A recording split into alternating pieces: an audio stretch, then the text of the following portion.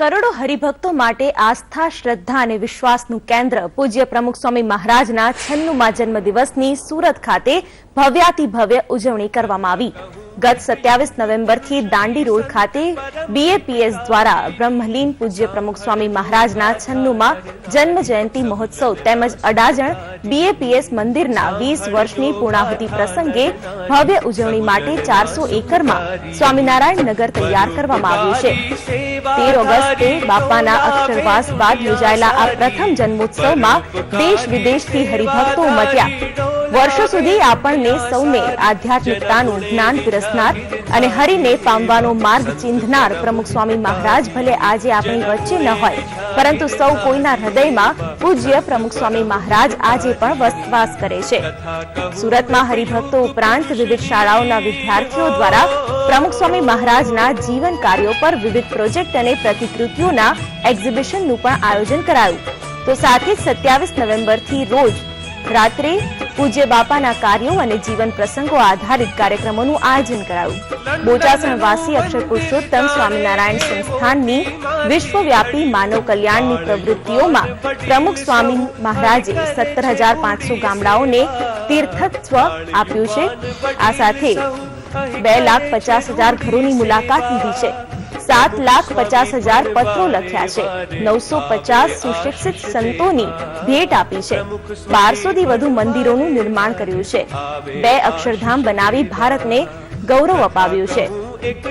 નિષ્કલંક જીવન જીવનાર આદર્શ ભક્ત અને સાક્ષાત બ્રહ્મ સ્વરૂપ સંત પ્રમુખ સ્વામી મહારાજને કરોડો લોકોએ ચાહ્યા છે। આદિવાસીથી લઈને અમેરિકાવાસી સૌ કોઈએ એમના સાનિધ્યમાં દિવ્ય શાંતિ મેળવી છે। આજીવન વ્યસન મુક્તિ અભિયાનને ઉત્સવની જેમ ઉજવનાર સ્વામીજીનો વણ લખાયેલો અને વણ કહેલો લાઈફ ટાઈમ પ્રોજેક્ટ એટલે સમાજમાં વ્યસન મુક્તિનું તેઓ હરતું ફરતું કેન્દ્ર છે।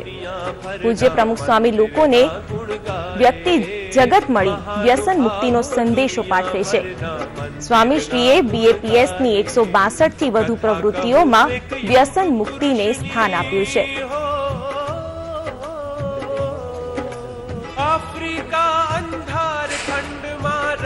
મહારાજ માટે તો જેટલું કહીએ એટલું ઓછું છે। હું પોતે એમનો અનુયાયી છું। 2008 થી હું લગભગ સત્સંગમાં જોડાયો, ત્યારથી આજ સુધી બાપા વિશે અનેક સાહિત્ય વાંચ્યું અને જેમ જેમ વાંચતો ગયો એમ એમનું મહાત્મ્ય જે છે સમજાતું ગયું। અને પરમ પૂજ્ય પ્રમુખ સ્વામી મહારાજ તો અત્યારે દેશ વિદેશમાં એટલા આપણા જેને કહેવાય કે સત્સંગીઓ એમણે સત્સંગનો આપણે ફેલાવો કર્યો છે। છેલ્લા 45 વર્ષ 50 વર્ષથી એમણે આ સત્સંગનો વ્યાપ એટલો બધો વધાર્યો છે। એટલા બધા મંદિરો દિલ્હીમાં સુંદર અક્ષરધામ બનાવ્યું છે। એ સિવાય ટોટલ બધું મળીને લગભગ 1100 મંદિર એમણે કર્યા છે। ગિનેસ બુક ઓફ વર્લ્ડ રેકોર્ડમાં પણ એમનું નામ છે કે કોઈ એક વ્યક્તિએ કે આટલા બધા મંદિરો કર્યા હોય એવું એકમાત્ર પરમ પૂજ્ય પ્રમુખ સ્વામી મહારાજ છે। અને એ સિવાય એમણે જે શીખ આપી છે આજના જે નરસિંહ મહેતાનું ગુજરાત, એમ હવે આ ગુજરાતની પહેચાન પ્રમુખ સ્વામીનું ગુજરાત છે।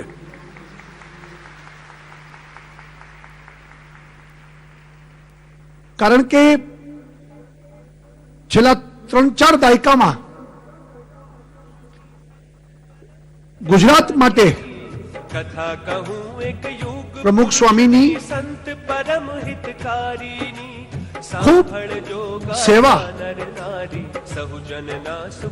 ખૂબ લાગણી, બીજા અર્થમાં કરતો સીધા આશીર્વાદ, ગુજરાતની ચિંતા હરેક સમયે હરેક ઘટના વખતે એમના મળ્યા છે।